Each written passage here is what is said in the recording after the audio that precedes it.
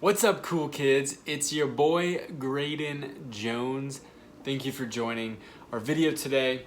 It's good to be with you. Well, it's good to be on YouTube, but it's good to be sharing the same URL with you today. Today we're going to be looking at Ephesians 4:17 through chapter 5, verse 21. It's a little bit of a longer passage, and actually what I want you to do is to pause the video right now and go read that by yourself.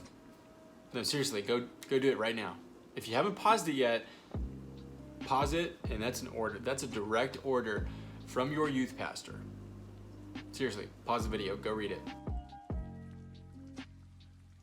Some of you are like, oh, that was the longest thing I've read in years. Oh my goodness, what do you want me to do? Like homework or something?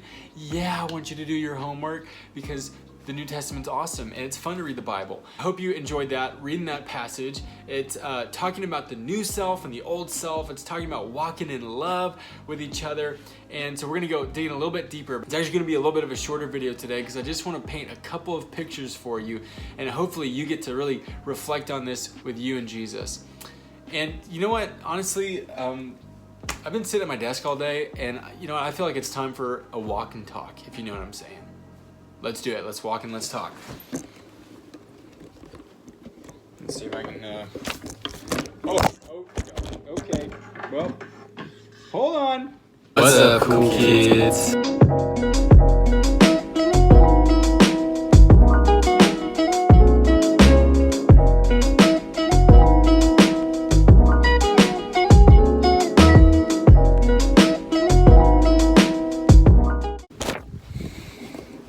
My apologies. All right, honey, I'm gonna go out on a walk and talk. Love you. Okay. All right. Okay, so Ephesians 4:5. Paul's talking about the new self and the old self. And here's what I want to talk about today. What in the world is Paul talking about? I mean, new self, old self, what is he even saying? I mean, it's just me. It's just little old me. There's a squirrel watching me. I think he's angry. I think I need to run away. Paul talks about this in other places, about baptism, what happens when you get baptized. Well, here's the thing, is that when you get baptized, you're taking on a whole new identity. It's like you're saying, now I have gone down in the grave with Jesus. And Paul talks about this in Romans 6. Go down in the grave with Jesus, and then I come out and I'm a whole new person at this point. I've been resurrected with Jesus after this. Okay, so it's like baptism, you're like recreating what happens in salvation. You go down in the grave with Jesus, and then you come out and you're your new self, right? And so Romans 6 is like basically straight up, you're dead to sin and you're alive to Jesus now. Like, hold up. What are you talking about?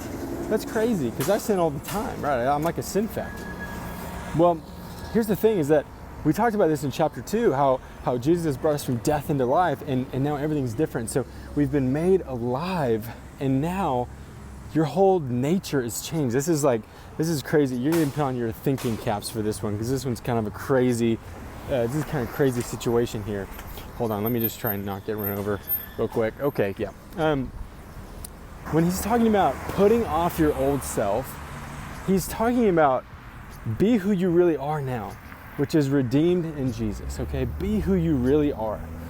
When you act that way, when you participate in sin, you're actually being a fake version of yourself, a self that has been dead and crucified and buried with Jesus, but it's also been made alive with him. And so you are a different person. So hey, you're still yourself, but now you have a choice. Are you going to be your old self? Are you going to be that dead Graydon who is down in the grave, and you're going to try and breathe some life into him? A little zombie walking around. See, zombies are biblical. They're in the Bible apparently. I'm just kidding, but kind of not. Or you can be the new Graydon that's alive to Jesus, alive to righteousness, that doesn't have to give in to sin. You're not going to be perfect. Paul knows you're going to make mistakes. You're going to give in to that old self. But he's crying out with passion saying, choose the new self. And then he paints a picture of it. Okay, so he paints all these things, these pictures of what it looks like to be a part of your old self and your new self. The old self looks like sexual immorality and wrath and greed and crude talking and idolatry and anger and being drunk and being bitter. It looks like darkness, basically. It just brings it down to light and dark, okay? Because being your new self is being kind and loving and tender and sacrificial and forgiving and worship. It's being in the light. Why do we live in a place that is hotter than the sun's armpit? Huh? Can you tell me that much? Not sure. Every July I question myself. You know what? I think that sometimes we just have to go back to the basics for a minute and just talk about what does it actually look like to be a Jesus person? What does it look like? Well, it looks like these things that Paul lists in this passage about walking in love, letting these things shape our life and shape our existence, because it's so easy to look like everybody else. It's so easy to just fall in line with culture. Well, yeah, that's, Paul, that's just impractical, that I would never make a crude joke. Well, Jesus is not necessarily concerned with what's practical. The kingdom of God is not about what's practical. It's about what's Jesus like, all right? And so we have to go back to the basics sometimes and say, is my life lining up with kingdom living?